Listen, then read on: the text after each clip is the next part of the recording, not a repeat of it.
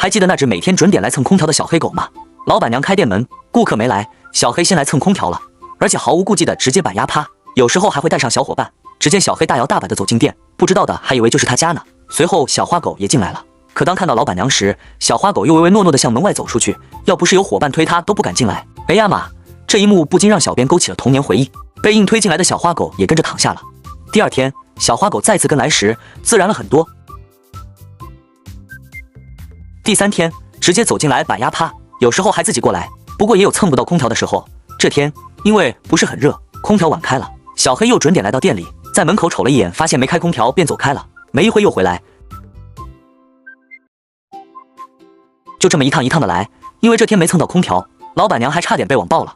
第二天，老板娘像往常一样早早开了空调，小黑又带上他的伙伴来了。有网友留言，像极了小时候我蹭邻居电视的情景，看见有人进店买东西，他们也会主动让开，要是碰到店主不在，他们也不会偷吃。